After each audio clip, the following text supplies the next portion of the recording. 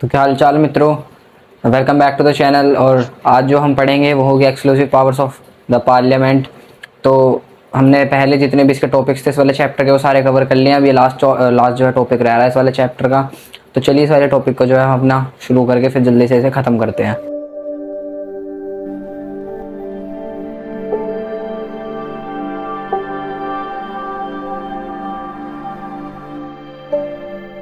तो आप लोग देख सकते हैं जो टॉपिक आज का वो है exclusive powers of the parliament. तो हमारे पास जो हम पावर्स और फंक्शंस पढ़ेंगे पार्लियामेंट के वो अब हम पढ़ने हैं, ठीक है। तो सबसे पहले जो हम पावर्स पढ़ेंगे वो होगी लेजिस्लेटिव के अंदर जितनी पावर्स आती हैं। लेजिस्लेटिव का मतलब होता है किसी चीज़ के ऊपर जो है कानून को बनाना। तो लेजिस्लेटिव का मतलब ये हो गया। तो इसके अंदर क्या क्या चीज़ें आएंगी, जो जितने भी कानून मतलब जितने भी हमें जो फंक्शंस हैं वो करने हैं वो अपने किस किस चीज़ के करने हैं। सबसे पहले जो हमें करना है वो हो गया हमारी यूनियन लिस्ट, यानी कि जो यूनियन गवर्नमेंट करती है जितना काम वो हमारा आता है यूनियन लिस्ट के अंदर। फिर हमारे पास आती है कॉन्करेंट लिस्ट,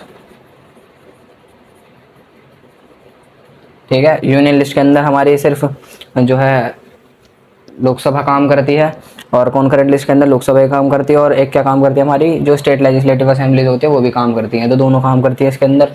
तो ये भी हमारा इसका पार्लियामेंट का काम हो गया। और फिर एक तीसरा आता है हमारे पास स्टेट लिस्ट। स्टेट लिस्ट के अंदर अब क्या होता है, स्टेट लिस्ट का जो काम होता है वो कौन करती है, हमारी स्टेट लेजिस्लेटिव असेंबली। लेकिन यहाँ पर हमारे जो पार्लियामेंट है वो क्यों काम करती है इसके अंदर, तो पार्लियामेंट हमारे इसलिए काम करती है क्योंकि अगर मान लो किसी स्टेट लेजिस्लेटिव असेंबली को ये लग रहा है, किसी स्टेट को ये लग रहा है कि जो टॉपिक है वो टॉपिक जो है नेशनल इंपॉर्टेंस का है, तो उसके ऊपर नियम अगर पूरे देश के लिए बनना चाहिए तो फिर वो जो है स्टेट लिस्ट का काम भी फिर हमारी पार्लियामेंट करेगी। और अगर ऐसा भी है कि दो तीन स्टेट जो हैं वो चाहते हैं कि हमारा जो एक नियम है वो हमारी यूनियन पार्लियामेंट बनाए, तो ऐसा भी काम जो है स्टेट लिस्ट का वो हमारी पार्लियामेंट कर सकती है। तो यूनियन लिस्ट का काम हो गया, कॉन्करेंट लिस्ट का काम हो गया, स्टेट लिस्ट का काम हो गया।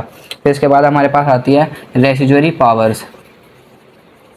रेसिजुअरी का मतलब क्या होता है, रेसिजुअरी का मतलब होता है जो बची हुई पावर्स रह जाती है, मतलब ना तो वो यूनियन में है, ना कॉन्करेंट में, ना स्टेट में, वो बची हुई पावर्स हैं, वो इन तीनों में से किसी के अंदर नहीं लिखी, तो रेसिजुअरी पावर्स आती है हमारी। तो ये सारा काम भी पार्लियामेंट करती है रेसिजुअरी पावर्स वाला। तो रेसिजुअरी पावर्स के बाद हमारे पास आते हैं ऑर्डिनेंसेस। ऑर्डिनेंसेस क्या होता है, ऑर्डिनेंसेस वो होते हैं एक तरह से जैसे कोई लॉ या फिर कोई एक्ट पास करवाना हो हमारे, ये काम होता है हमारे प्रेसिडेंट का। ऑर्डिनेंस हमेशा प्रेसिडेंट पास करवाते हैं। तो ऑर्डिनेंस हो गया हमारा जो प्रेसिडेंट करवाएंगे पास। और ये कब होगा कि जैसे मान लो कोई सेशन में नहीं है हमारी पार्लियामेंट, और पार्लियामेंट के अंदर जो लोकसभा और राज्यसभा वो सेशन में नहीं है, तो इसके अंदर प्रेसिडेंट हमारी जो है लॉ बनाएगी ऑर्डिनेंस के अंदर, ठीक है। हमारी हो गई लेजिस्लेटिव। लेजिस्लेटिव के बाद अब हम लोग बात करते हैं फाइनेंशियल की। फाइनेंशियल जो हमारी मनी रिलेटेड होती है, जितनी भी पावर्स सारी की सारी हम उन्हें कहते हैं फाइनेंशियल।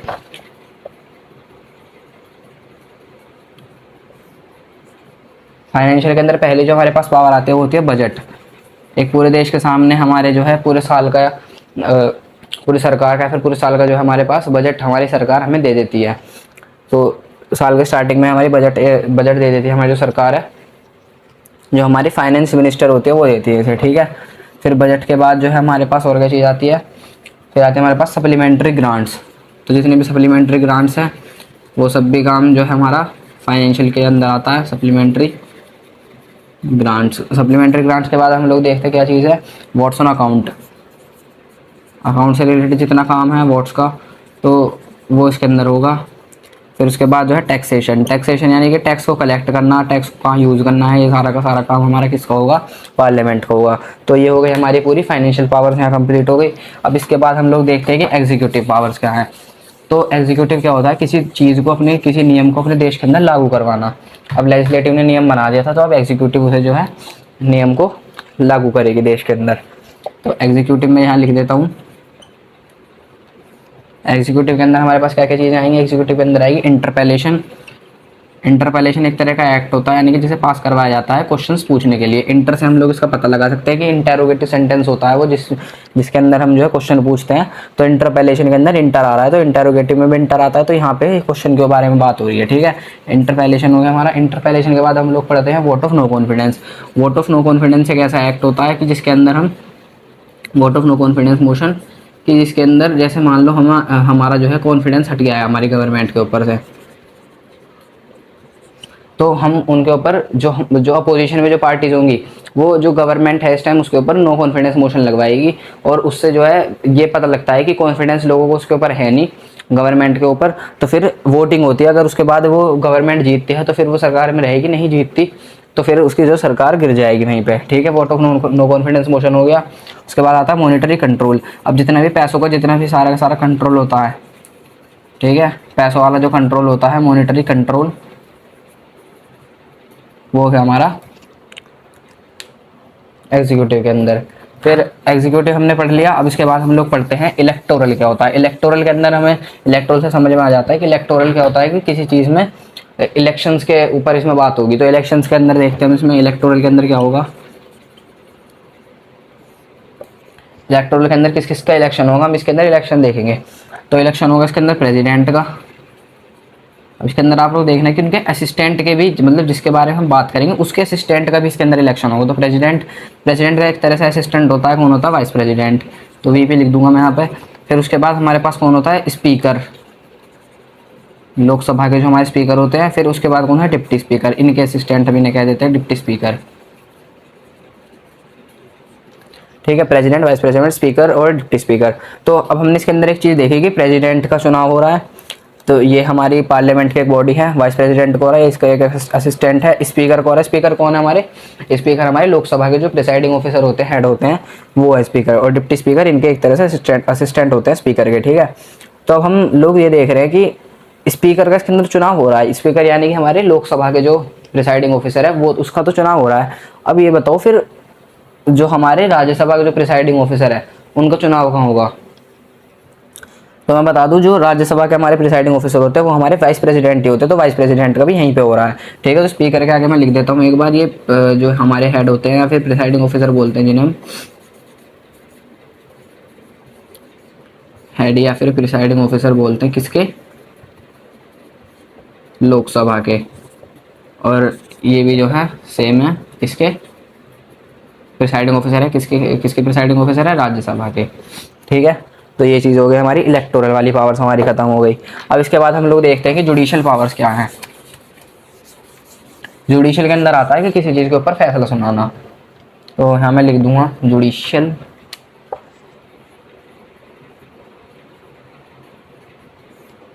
जुडिशियल के अंदर क्या क्या चीज़ें आएंगी हमारी, इम्पीचमेंट ऑफ द प्रेसिडेंट, यानी कि इम्पीचमेंट करवाना प्रेसिडेंट का। इसका मतलब होता है कि प्रेसिडेंट को उसकी पोजीशन से हटाना, इम्पीचमेंट ऑफ प्रेसिडेंट को। ये बहुत ही ज़्यादा मतलब टफ प्रोसेस होता है, ये जल्दी से हो नहीं सकता प्रेसिडेंट का इम्पीचमेंट। लेकिन काम जो है किसका है, हमारी पार्लियामेंट का। पूरी पार्लियामेंट मिलकर हमारे प्रेसिडेंट का इम्पीचमेंट कराती है, यानी कि उसे उसकी पोस्ट से उसे उतारती है, ठीक है। और इम्पीचमेंट हो गया हमारे प्रेसिडेंट का। फिर प्रेसिडेंट के बाद जो हमारा किसका इम्पीचमेंट होता है इसके अंदर, जजेस का जितना भी इम्पीचमेंट होता है, यानी कि रिमूवल ऑफ जजेस। जो जजेस होते हैं हमारे, जजेस जैसे कि मान लो सुप्रीम कोर्ट के हो गए, हाई कोर्ट के हो गए, तो वो वाले भी जो है जजेस, उनका भी यही होता है इम्पीचमेंट। तो एक तरह उसे हम कहेंगे रिमूवल ऑफ जजेस। तो रिमूवल ऑफ जजेस इसके अंदर होगा। तो अब हम लोगों ने ये पढ़ ली इसके अंदर जुडिशियल के बाद अब हमारे पास जो लास्ट बचती है वो कौन सी पावर हो गई हमारे पास, वो हो गया हमारे पास कॉन्स्टिट्यूशनल पावर्स। क्या होती है कॉन्स्टिट्यूशनल पावर्स? ऐसे नहीं है कि हम उस कॉन्स्टिट्यूशन के अंदर कुछ भी चेंज कर सकते हैं, बल्कि जो हमारा कॉन्स्टिट्यूशन है, कॉन्स्टिट्यूशन के अंदर हम ऐसे नहीं है कि कॉन्स्टिट्यूशन को पूरा चेंज कर देंगे, ऐसे नहीं है कि बदल तो कोई सकता नहीं हमारे कॉन्स्टिट्यूशन को। अब तो जो कॉन्स्टिट्यूशन है हमारा उसके अंदर हम कुछ चेंज कर सकते हैं, कॉन्स्टिट्यूशन को चेंज नहीं कर सकते, कॉन्स्टिट्यूशन के अंदर चेंज कर सकते हैं हम। तो कैसे चेंज कर सकते हैं मैं यहाँ पे बता देता हूँ। तो कॉन्स्टिट्यूशनल कुछ पावर्स होती है हमारी,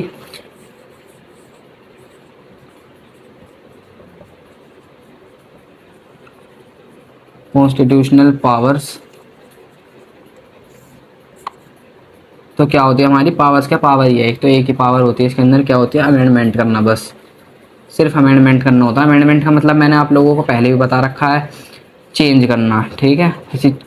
किसी चीज़ के अंदर कुछ चेंज करना, किसी चीज़ के अंदर नहीं, कॉन्स्टिट्यूशन के अंदर कुछ चेंज करना होता है तो हम उसे अमेंडमेंट बोलते हैं, ठीक है। अमेंडमेंट क्या है अब, तो ये क्या होता है कि अगर इसके अंदर जो है किसी चीज़ का, कॉन्स्टिट्यूशन के अंदर किसी चीज़ का इसके अंदर रिमूवल करना, कुछ चीज़ मतलब हटानी, रिमूव कर दी, या फिर किसी चीज़ को ऐड करना, कुछ चीज़ को किसी इसके अंदर किसी चीज़ को ऐड कर दिया हमने कॉन्स्टिट्यूशन के अंदर, या फिर क्या होगा कि रिमूव भी नहीं कर रहे हो तुम, ऐड भी नहीं कर रहे हो, तो क्या कर रहे हो, रिमूव करके किसी चीज़ को हटा के फिर उसके अंदर जो है उसे किसी चीज़ को उसके अंदर ऐड करना, मतलब हटा के किसी चीज़ को ऐड करना।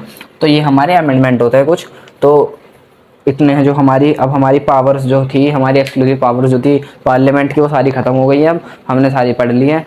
तो आप लोगों को क्या करना है अब कि जो हमारी प्लेलिस्ट बनी रखी थी हमारी क्लास 9th की सिविक्स की, क्लास 9th की सिविक्स पूरी हो गई है, अगर जिसे देखनी हो वो देख सकता है। और जो क्लास 10th की जो हमारी सिविक्स अभी चल रही है, तो पहला चैप्टर उसका ख़त्म हो गया है। तो चलिए मिलते हैं आप लोगों से अगली वीडियो में। तब तक आप वीडियो को लाइक कर देना और शेयर कर देना, चैनल सब्सक्राइब कर देना। तब तक के लिए आप सभी लोगों का धन्यवाद।